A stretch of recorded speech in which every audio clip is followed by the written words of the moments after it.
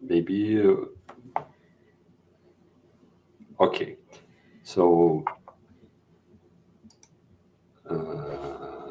go ahead. So hi, everyone. Welcome to our session in ICSI 2022, the program Comprehension 4. And my name is Fábio Petrillo. I'm associate professor at École de Technologie Supérieure à Montréal. Donc, we are here just to, as I discussed before, to celebrate and to present some great papers. Just small instructions that today you have 7 papers to present. So you have a strict time frame to respect. So please be objective, try to show your results as to respect the 5 minutes.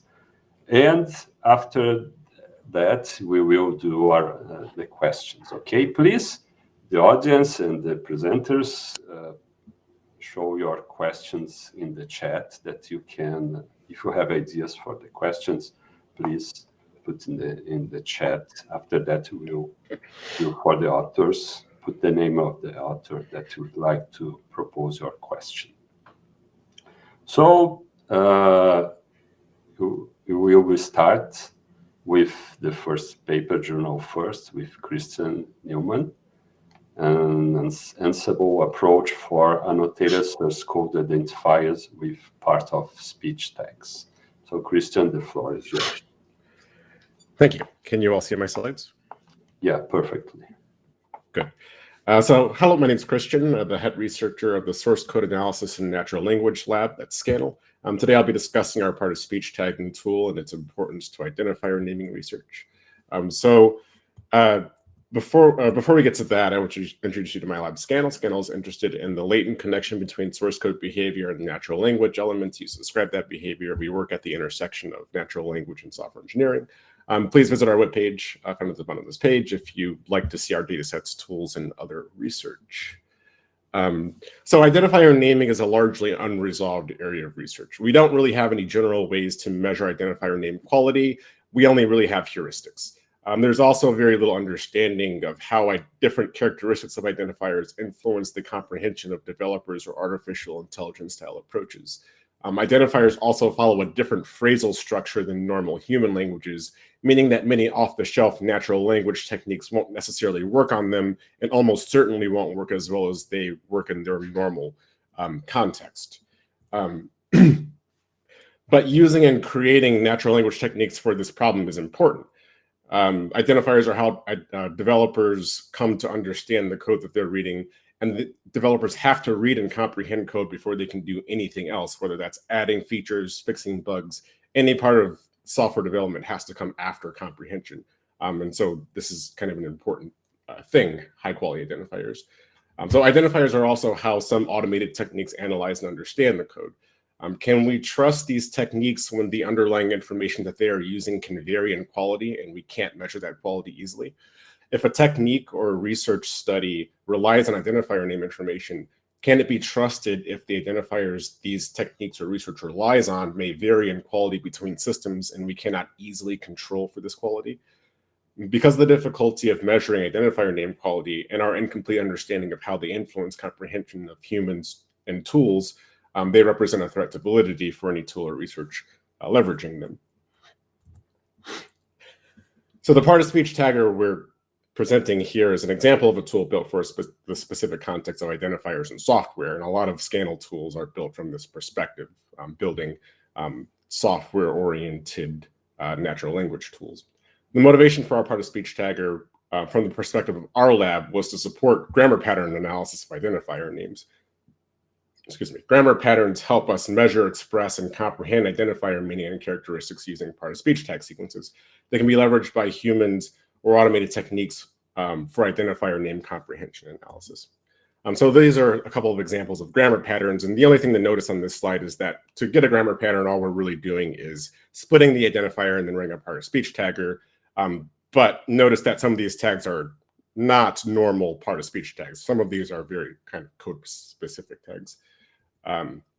So the grammar patterns paper we published a couple of years ago is one of the main motivations for this ensemble tagger. We actually created a large corpora of these grammar patterns that I'll show you here really fast. We actually have this identifier name structure catalog, and what we did was we curated a taxonomy, a catalog of different identifier naming patterns that developers use to convey certain types of information, such as the use of event handlers or the use of plural collections or the use of certain types of set operations and functions. So we actually have a large collection of these different patterns that we put all in one place to help with education and to help with furthering research in the field of identifier naming. So I will include a link to this at the end if you'd like to check that out. But getting back to the slideshow. So the paper was published at TSE. This is our ensemble tagger paper. The ensemble tagger itself is a combination of several other part-of-speech taggers, including SWUM, Posse, and the Stanford Natural Language Tagger. These are all linked together using a decision tree and trained on data that we manually curated in our grammar patterns paper. So we first did an empirical study on the grammar patterns, and then we constructed a model using the features and the data that we curated in the original grammar pattern study from a couple years ago. And so, yeah, so this brings us to the end. I guess I should mention the ensemble did increase. It improved the accuracy of part-of-speech tagging, of state-of-the-art part-of-speech tagging. Right now, it's around 76% accurate at the identifier level and 86% accurate at the word level. That's an increase of 17 to 20% above the prior accuracy. If you want more information about the evaluation and the F1 and all that stuff, you can find it in the paper. And that brings us to the end. If you want to find the tagger, it's publicly available. The data set we use to train it is publicly available. The catalog link is on this slide as well. If you have any questions, feel free to email us. We always like to hear from others interested in this kind of work. Thank you. Thanks a lot, Christian. Super great work. And I have a couple of questions for you. So the next one is Kind1 chain. And why my code summarization approach does not work in proven code summarization with comment category prediction. Please, it's your turn, Kim. Can you see my slides? Yeah, you can see, but your microphone is a little bit low. Oh, hello? Can you hear my voice? Yeah, it's okay now. Okay. Let me start. Thank you very much. Hello, everyone. I'm Qiu Yuancheng from Zhejiang University, and I'm a PhD candidate. And this work was published on TOSM, and I'm very glad to be here to share my presentation. The presentation topic is why my code summarization model doesn't work. Code comment improvement with category prediction. So first of all, I would like to introduce our presentation consists of 6 parts, and first of all, I would like to ask the question that is, what are the 2 things that developers hate the most? The first is comment my code, and the second is people don't comment their code. So it's a big problem, and researchers propose comment generation, or you can also say code summarization. And what is code summarization? Given a piece of code like this, and we can generate the summaries for this code, and you don't have to read the whole code. However, there are many types of code comments. In general, current approaches, they capture information inside the code to generate the comments, or you can say the summaries. But in many situations, you also need to know the information outside the code. For example, why this code is written like this. So we wonder, can we generate all kinds of code comments? And we propose 2 research questions. The first is, how do different comment categories impact the code summarization performance? And the second is, can we improve the code summarization performance using comment categories?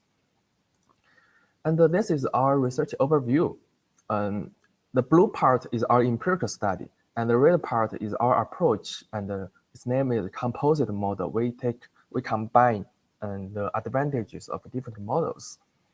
And in the empirical study, we divide code comments into 6 categories, and they are what, why, how to use, how it is done, property, and others. And these are the 6 categories of the code comments. And we manually classify 20,000 code comment pairs, and you can see the details in this 2 table. And the process is labor intensive. On average, we label 57 pairs every hour. And we choose several state-of-the-art approaches, and we perform the experiments, and the results are in this huge table. But because of the time limitation, we don't have to go into the details of this table. But in general, we have 3 findings. The first is no model can perform well on the Y category. It is because there are many information outside of the code, so the generation tool cannot very easily to capture this information. However, NNGene, this work is retrieval based, and it can capture the information of similar code, so it has a relatively better performance. And second is no model can perform well on the property category. And the third finding is that each model has advantages in different categories. So we wonder, can we combine different models to take advantages of different approaches? And based on this insight, we propose our approach, and it is called composite model. The core idea of this model is comment category prediction. And its idea is to assign the appropriate model according to the predicted category. For example, in our empirical study, we know that code to sequence performs well in the how to use category, for example, and the DeepCom performs well in the what category. And given a piece of code, if we know what category it should be, and we can use the code to sequence for this category, and we can use DeepCom for this category, and we can combine their advantages. And based on this idea, we perform experiments to evaluate our composite model, and it seems that our model outperforms the several other models. And our composite model using random forest as a selector based on the priori experiments, and I skip it. And as we know, just in the empirical study, we have a priori knowledge of what models performs better on what category. So we construct a new test dataset without any priori knowledge, and we evaluate our approach. And the experimental results show that our composite model outperforms all benchmarks. And it demonstrates that using comment classification or comment category prediction, we can improve the code summarization performance. And that's our work. And in conclusion, in this work, our core question is, are all kinds of code suitable for comment generation? And we divide the code comments into 6 general categories. Of course, we can divide it into more fine granularity categories. And we also labeled 20,000 pairs. And we propose a core task called comment category prediction. And we use this task to propose our composite model. And this is our work. And for more details, please refer to our paper at my website. And this is our 1000 paper. And the code and the dataset are on the GitHub. And you can also, if you have any question, we can also discuss later, or you can contact me via this email. And that's all. Thank you.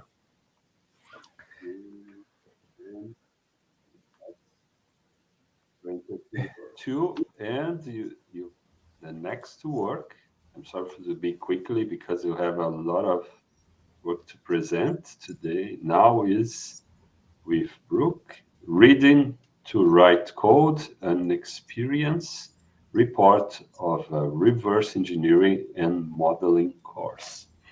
Thank you so much. Brooke. Okay, great. Thank you so much, Fabio. Yes, so this is my presentation on reading to write code. So today I'm joined by one of my co-authors, Adriana Meza Soria. Unfortunately, our other two co-authors could not be here. Andre is actually teaching this class right now. Funny enough, it just overlaps with the presentation time.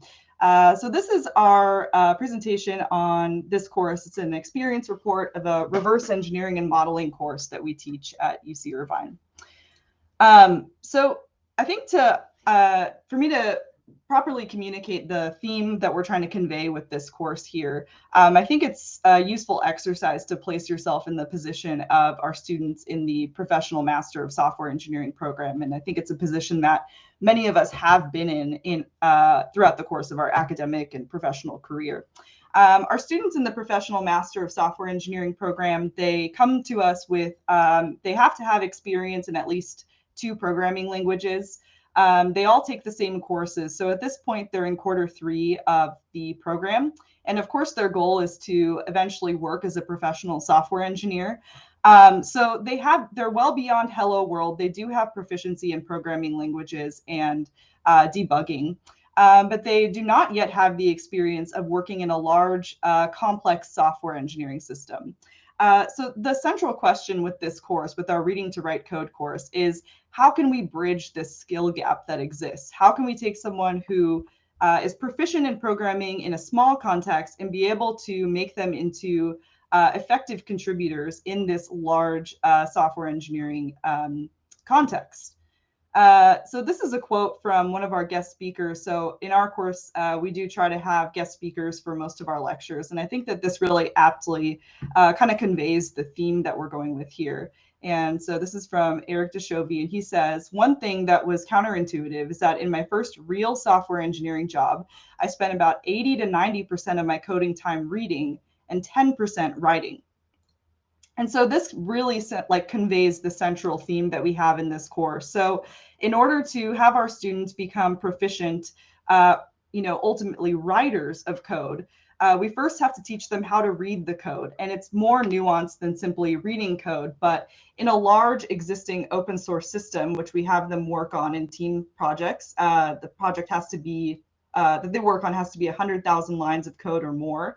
And ultimately, we'd like them to be able to attempt to contribute a new feature to this system.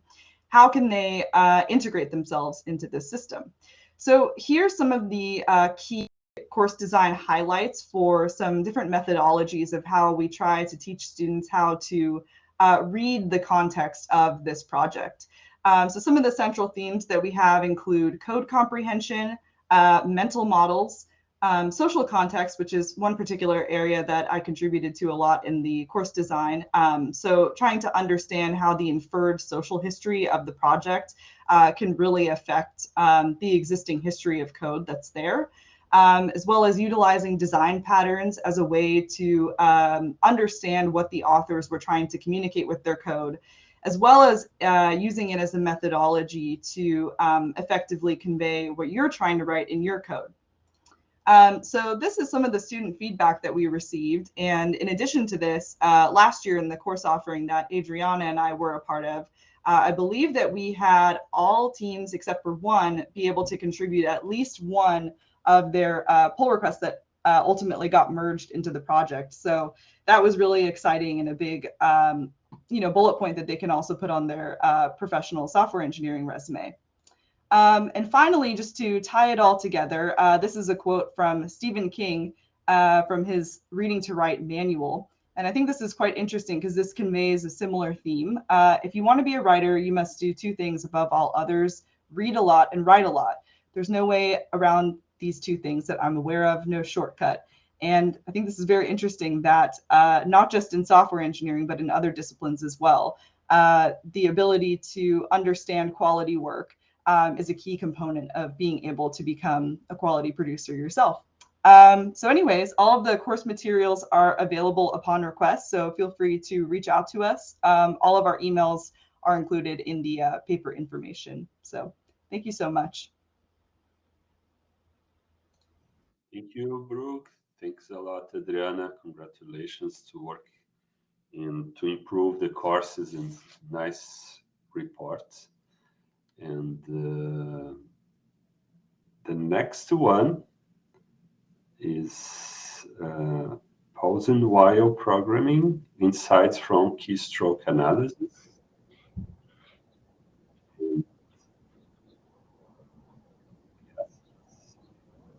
I think Fabio has problems to connect, but maybe we can continue with the next presenter. Can you hear me? Yes, you can. Yes, we can. Sure. Okay, let me share my screen. Perfect. Hi everyone, my name is Raj Shrestha and our paper is titled Pausing While Programming, Insights from Keystroke Analysis. Understanding pausing behavior of students can help to identify struggling students. From our research, we want to see if the number of pauses a student takes affects their performance. Also, we will see if there are groups among students based on the pausing behavior. And we will also look at what type of events initiate a pause and how does this correlate with their performance. For our research, we are mining keystroke data to understand pausing behavior of CS1 students. The data were collected from students of CS1 courses from 2 different universities, one from the USA and another from Northern Europe. Every keystroke was then categorized to an event. We consider 8 event categories. The bar chart shows the distribution of event types for different contexts. We can see that alphanumeric keystrokes are the most common event, run events, and the tab keystroke are less common among students. We then categorize pauses to 4 different types. The pauses between 2 and 15 seconds are tied to working memory and are called micro pauses. Short pauses between 15 seconds to 3 minutes may reflect higher level processing like planning and revising. Pauses between 3 and 10 minutes are considered as mid pauses and may reflect voluntary or problem solving related breaks. Pauses larger than 10 minutes are considered as a long pauses and may stand for task disengagement. Our first research question is there a correlation between the relative number of pauses a student takes and the performance?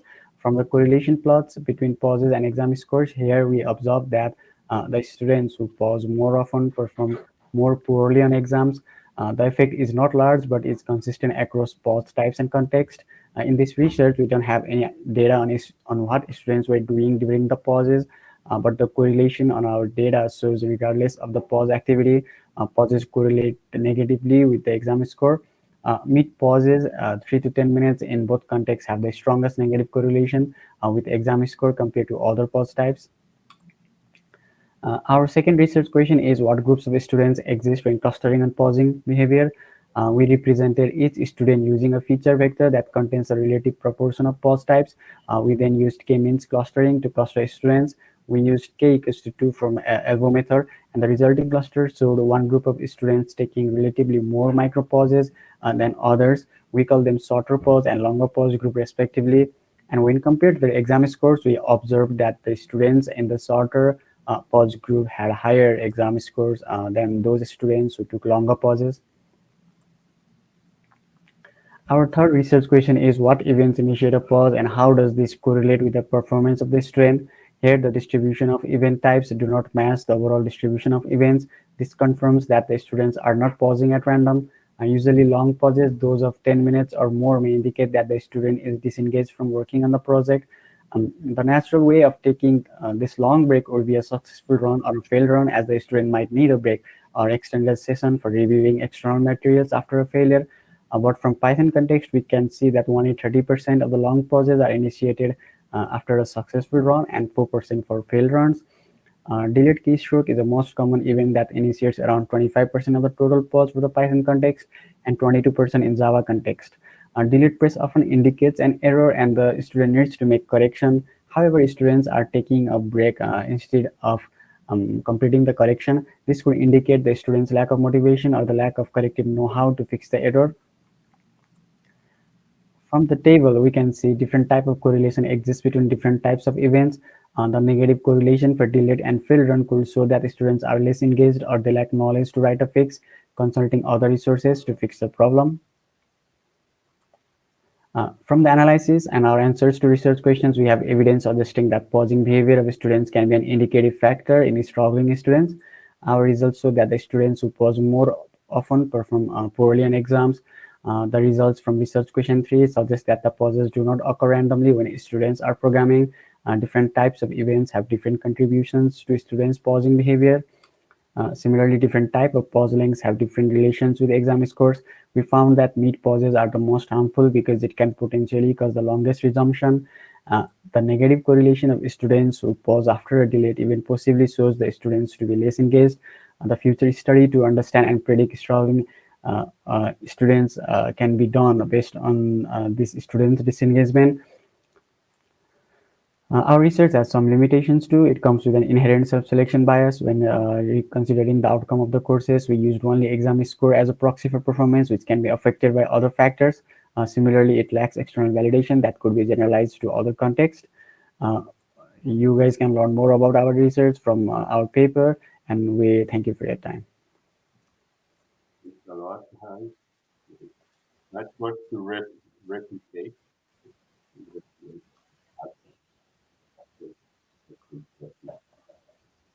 So next now is AST trends, code summarization with efficient tree-structured attention. Ziteng, it's your turn. Thanks, Chair. Hi, everyone. My name is Zetang from Nanjing University. Today, I will be presenting our paper entitled AST Trends, Code Summarization with Efficient Tree-Structured Attention. Our work focuses on code summarization task. This task aims to generate a description for source code, and many works use the AST of source code for summary. However, ASTs are source code. For example, in the figure below, the 11 lines code has an AST with more than 30 nodes. So our purpose of this work is to reduce computational complexity for encoding AST in code summary task. To do this, we designed a new method to encode the AST. As the children nodes of AST are ordered, we view the tree in two parts. One is the ancestor view, and the other one is the sibling view. We treat the relation between nodes as the relative positions and use different attention heads for different views. The attention computation was optimized by GDC algorithm and then compared with each other. The overview of our method is shown in this figure. We use the transformer architecture, and the input of the encoder is the pre-ordered traversal sequence of AST, and the relative positions are replaced with the ancestor and sibling relationship. Next, I will talk about how we optimize the computation. Our idea is quite simple. If the distance between nodes beyond the threshold, in this work, the threshold is set to the max relative distance. We treat them as no related nodes. Or in other words, we do not need to compute attention scores for these nodes. So actually, we convert the attention score matrix from a full matrix to a sparse matrix with many places no need to compute. Then we design an algorithm called GGC to compute the sparse matrix more quickly. The idea of GGC algorithm is quite simple. We split the matrix into submatrices with the same value, and we prove that the non-zero elements in each submatrix are no more than n-1. And then we can use a similar way as in sparse attention mechanism, use dot production to replace the matrix production, so the complexity can be reduced to linear. We analyze the complexity for 5 implementations. The mask implementation is equal to the standard transformer. GGC and GC are 2 implementations we proposed. Though the loop implementation has the lowest complexity, it cannot be computed in parallel. The mask implementation grows quadratically with the AST size and has the complexity of GGC scales linearly with the AST size and has the fastest speed with the lowest memory cost in GPU. We do our experiments on 2 datasets. The results show that AST trends outperforms all the baselines. Also, we do an evaluation study to verify the 2 relations. As can be seen, the performance both dropped without ancestor or sibling relationship. So it proves that the ancestor and sibling relations are both useful. Thanks.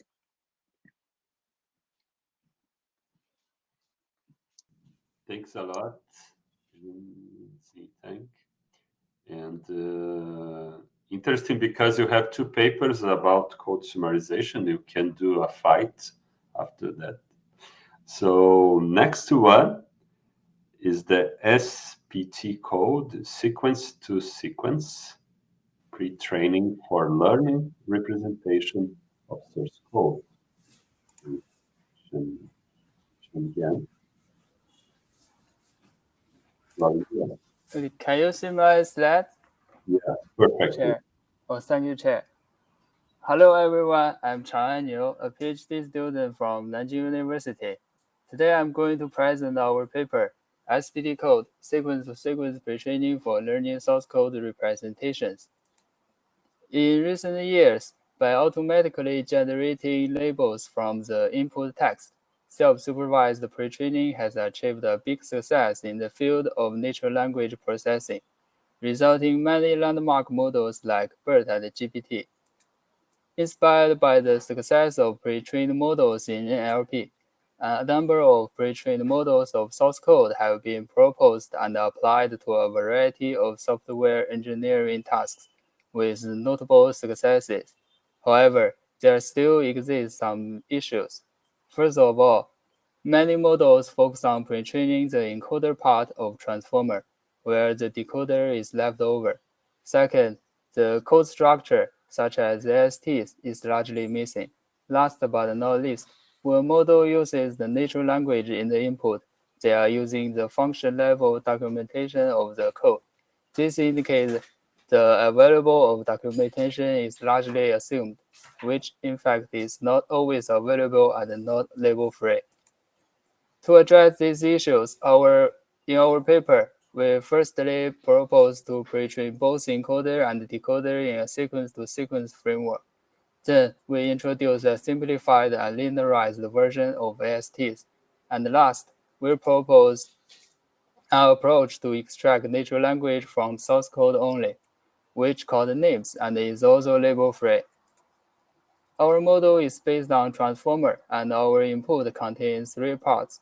The first part is the sequence of code tokens, and for the second part, we use XSBT at expression level. XSBT is an improved version of SBT. Expression level means that we further ignore terminal nodes and their direct parents. The last input part is the concatenation of the method name and the invocations in the body. As for the pre-training task, our first task is code AST prediction. It aims to make the model learn the arrangement of codes and ASTs in the input. In this task, the AST input part of a training instance has a high probability of being from another training instance, and we make the model to distinguish whether it is happened. The second task is math. In this task, a half-length sequence in the input is replaced by a mask symbol. Then the model is asked to recover this mask sequence. The last one is method name generation. It makes the model to generate the method name given its body. It trains the model to learn the functionality of the code without requiring its documentation. As for experiments, our pre-training dataset is CodeCernet, and we adopt 5 downstream tasks to evaluate our model, including 4 sequence-to-sequence tasks and 1 understanding task. Baselines include task-specific methods and pre-trained models of source code. This is our evaluation results on code summarization and completion, and the result on the remaining tasks.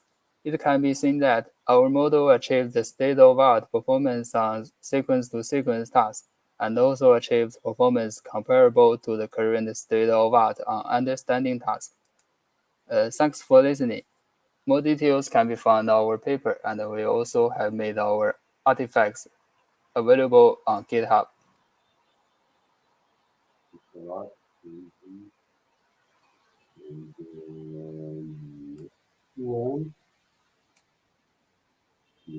Define the vulnerability propagation and its evolution view dependency in the NPM ecosystem.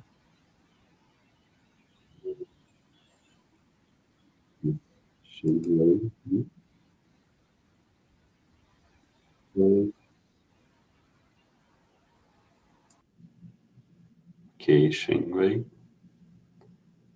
Okay, maybe Shengwei has a small problem. Let's wait a bit. If can.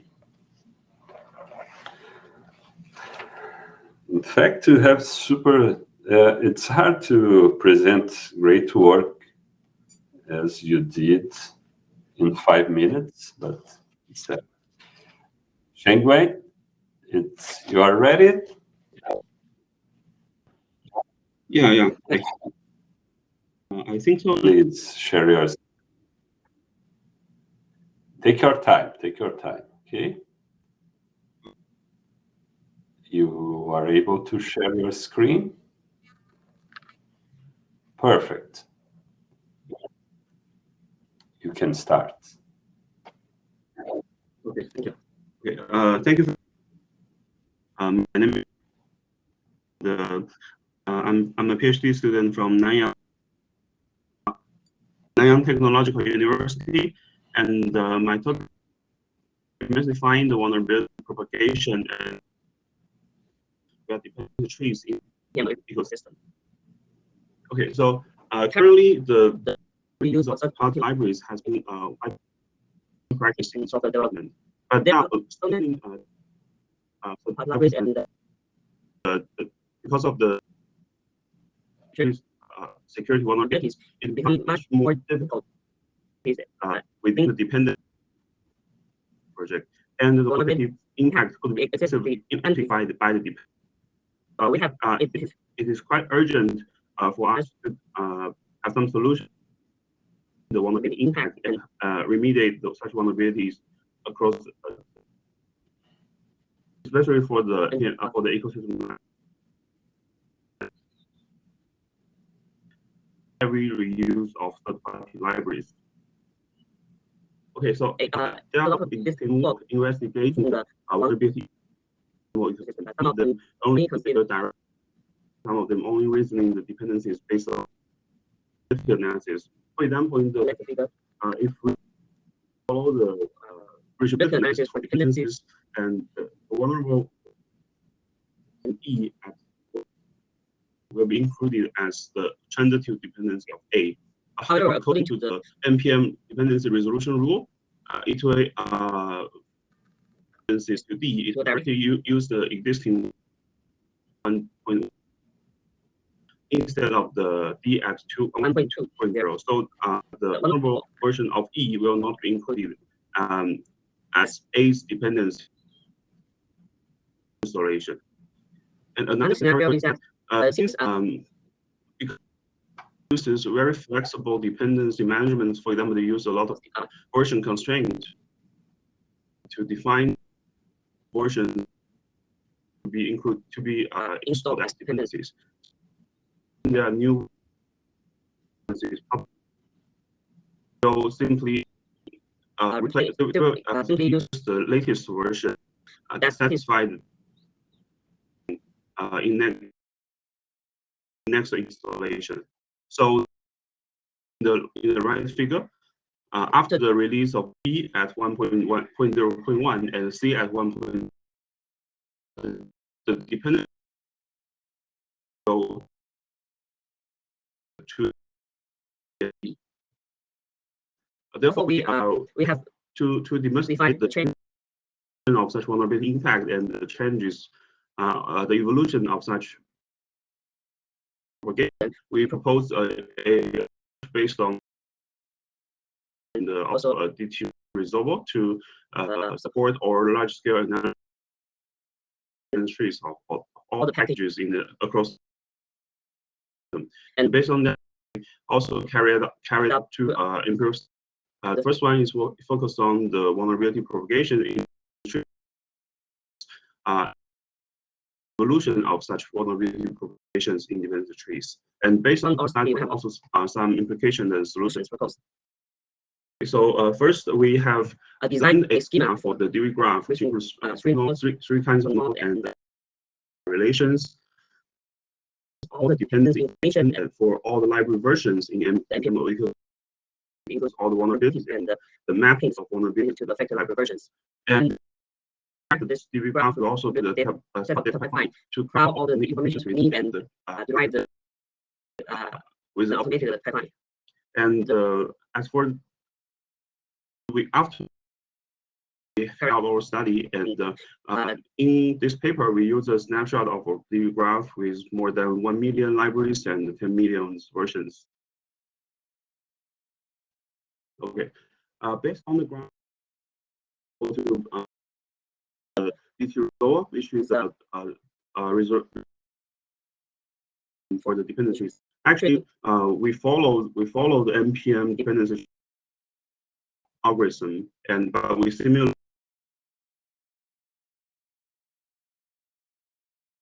this graph. And the left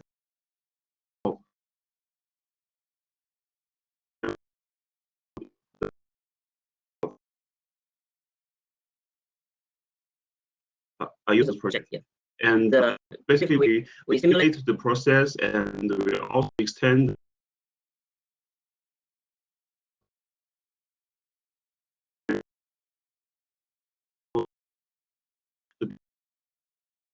for a given at any installation time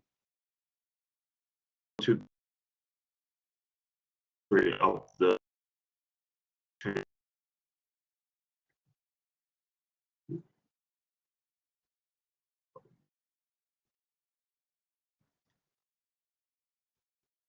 okay. To validate our result, we carry out a very large scale addition for the algorithm. So here with more 1,000 library versions as the test case, as a test set, which is almost 1% of the entire system. And we compare all the results with the existing tool, and we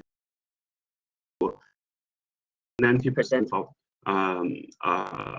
can calculate 90%, and that are exactly the same with the dependent trees retrieved from the real installation. But the NPM remote LS only achieves half. As for the for finding vulnerabilities and this other passes, we have coverage on the detection of vulnerabilities.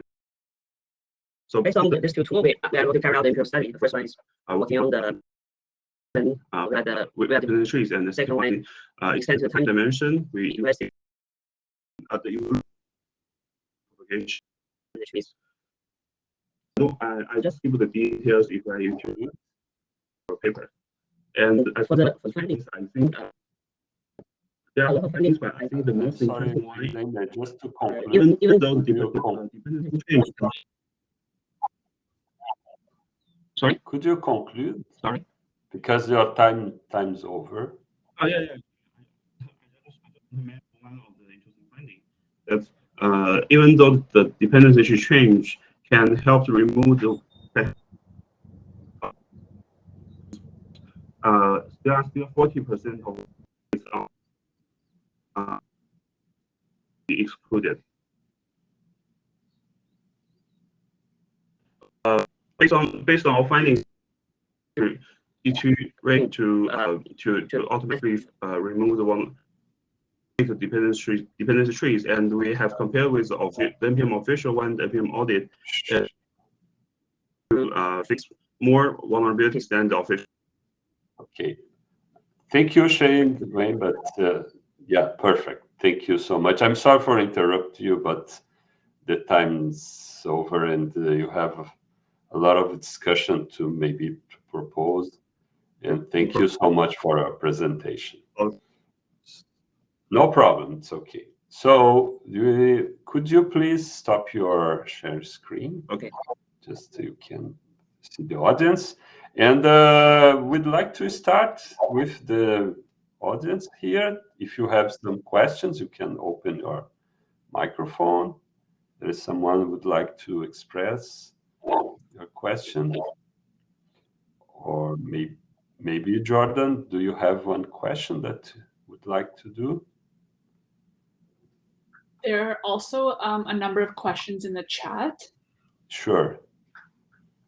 I don't know. That's why maybe you can start if there is someone that you did a different question, but you can also propose these ones. So, because Mathieu did a question for Christian, maybe you would like to introduce your question to discuss. Maybe you would like to discuss a little bit about.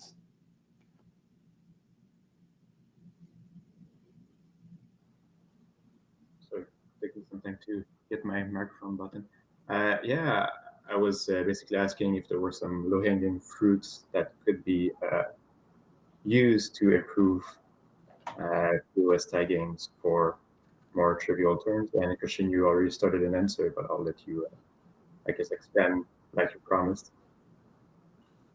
Yeah, sure. Would like to add something? Yeah. So really the answer is there are plenty. The paper, the current implementation currently used primarily surface level. So we used position and we used context, which is about whether the identifier was an attribute or a parameter, things like that. But there are an infinite number of actual code features that you could use. And some of the ones that we kind of empirically looked at that I mentioned in that answer were things like whether it uses certain idioms or design patterns. Event-driven code have very specific identifier name structures. And so training the tagger with those would probably give it quite a boost.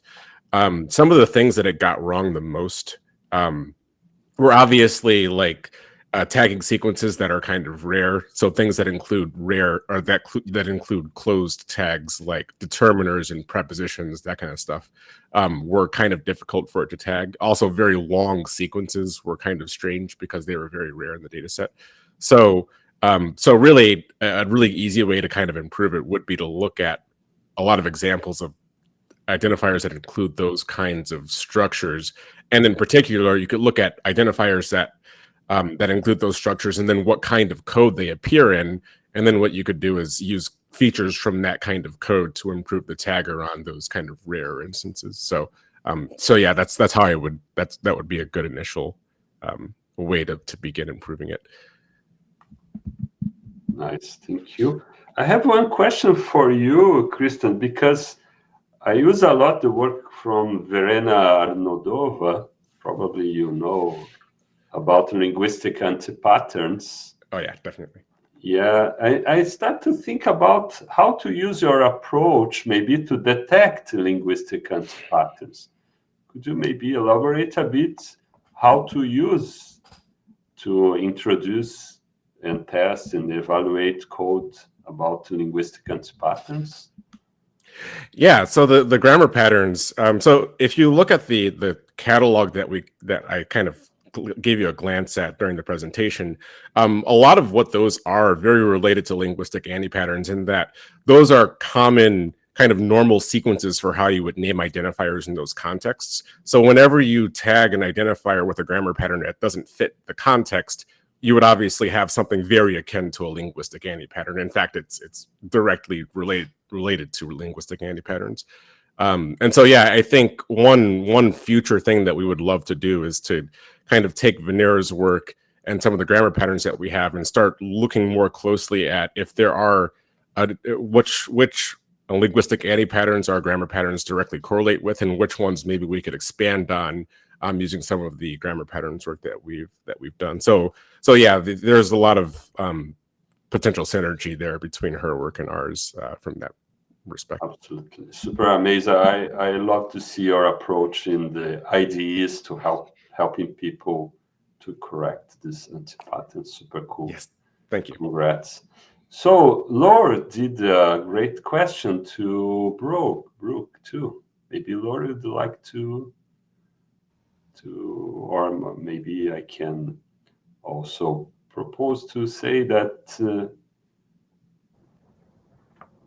Hi, Brooke. Would So, you like to elaborate on was Laura's there? question? Oh, sure. Sorry, I Okay. wasn't sure if you were waiting. Was there any negative experience reported by students when working on? So the question all was, aspects?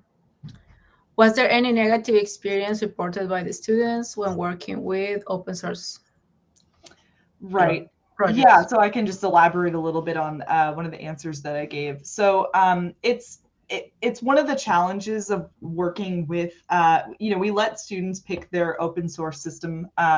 Of course, there's restrictions, and of course, we still have to approve. There's the 100,000 lines of code that I talked about in the presentation. We also have to vet it to make sure that it's still being actively maintained, because there are a lot of existing large systems that just sometimes get kind of unofficially archived or not worked on anymore. So we do as much vetting as we can, but there's still sometimes issues. And one example of that from last year that we encountered, there was a team in which the maintainer, even though it was a massive open source system, met all those requirements. This one maintainer was like hyper proactive in working on it, which was like great for the project, but it wasn't great for the students, because in order for them to contribute, you obviously you need an issue that's open for at least, a week or so that they can start working on it. And this maintainer was just like closing out issues really, really quickly. So that was actually the only group of students last quarter, I believe, and Adriana can correct me if I'm wrong, but I believe that was the only group that didn't actually get to have any of their contributions merged into the project, just because they had to end up working on old issues that had already been solved, because all the other ones, just anything that was left open wasn't left open for very long. So it just, it kind of depends. There can also be issues too where the project might not actually be as active as we had initially anticipated, but that was the biggest issue I can remember from last year. I don't know, Adriana, if you want to jump in with anything else as well. I think I also, the voracious maintainer was definitely the most remarkable. But I also remember like the variety of the needs in the projects. For instance, we wanted them to submit test cases, to correct bugs, and also to, if possible, no, actually we asked them to create a new feature, I recall. So some projects didn't have, or they didn't were in need of all these things. They needed for sure more testing, and they have some bugs, but I think some students have difficulties with finding new features to work on. But this can be handled through simulation, they can work locally on the projects, and if there's no a request for a new feature, they can create their own new feature. And the only disadvantage is that they will not contribute, right? Because the project doesn't really need that. But I think that was pretty much all. Super interesting. Yeah, thank you so much, Laura, for the question. Yeah, thank you. I have one question for you, because I'm super enthusiastic to use models, and congrats for your on work. The next presenter, maybe. Adriana, I think, are you not able to hear Fabio? Adriana? I'm not able to hear Fabio. You are? Oh, okay. Yeah. Okay. Go ahead. Another question. Okay, just one little bit, because the point is I'm working a lot with UML diagrams and try to teach, and congrats for trying to push UML in your courses. And did you use component diagrams also in reverse engineering that you did, or what are your choice of UML diagrams? Right. So I guess just first of all, to address kind of one aspect that might be confusing. So the course is titled Reverse Engineering and Modeling. Adriana and I, we joined the course a little late, but according to Andre, when he was designing the course, it's just a result of, I guess initially the intent was to have it more focused on actual reverse engineering and modeling concepts. He changed it a bit to kind of talk about the reading to write code, like we talk about in the paper. And I guess just because of the like just the red tape, it's a little difficult to change the course name, so it's a bit of a misnomer. We mostly taught them UML, and we didn't spend a particularly long time on it. We have them utilize the built-in tools in IntelliJ. Most of the projects use Java. Some of them do utilize other languages, but just using the built-in UML tool in the IDE is just to give them exposure to what UML is and to show them that essentially that like anything that's auto-generated, especially in these large projects, is going to be way too complex and just not able, the students won't be able to comprehend that. So I think just getting that exercise and getting them familiar with the tool. I'm not sure if that answered your question, but yeah, we didn't get into a lot of the details of the modeling, unfortunately, in this class. Okay, great. So times runs fast. Maybe someone have a question to, I think that Mathieu did a question to Raj. If I will do that. Raj, are you there? Yeah. Okay. I answered his question in the chat. Yeah. But yeah, I can also add some information. Absolutely. As Matthew just said, if we want to see how the student pauses grow over the as the course progresses, then it's going to be really interesting, because we will get to see how the students are behaving as the course progresses, as the new concepts are introduced to the student, and if they are having problems or struggling in the course. So yeah, this is something that we will be looking in the future. Yeah. If I can maybe have a quick follow-up or really just a comment, and maybe it could be interesting also to try to align different students who might start the term, the course at different points in their evolution of understanding, and try to see if, for example, there might be a profile of pauses that is more typical to early beginners versus slightly more experienced beginners. I think that would be a mine of interesting results to do this time series analysis. Yeah, that would be really great to see. Okay. Okay, thank you so much. But Raj, I have one small question for you, because I think that you did a huge experiments with tons of students. Did you registrate the video sessions, or how you collect this data to analyze after that? So we created a plugin for Python, okay. And we requested students to install that plugin and use the IDE when they were working on assignments. And when students submit their code, then they would also submit their keystroke log, which we will collect and do the analysis. Perfect. Because I did some experiments also, but I also collect the videos to register and analyze that. But I imagine for you, super hard, because it's a huge data set. Congrats, it's super interesting work. And maybe you just quickly, because you have 2 minutes, and maybe the session's over, but I would like just maybe if you can stay a little bit more, just to discuss about summarization, because you have 3 papers about summarization, and you have some questions to propose, because Adriana did a question to Kin 1. Maybe Kin Q1, just to maybe to help us to answer. Okay. Because he did an answer here too.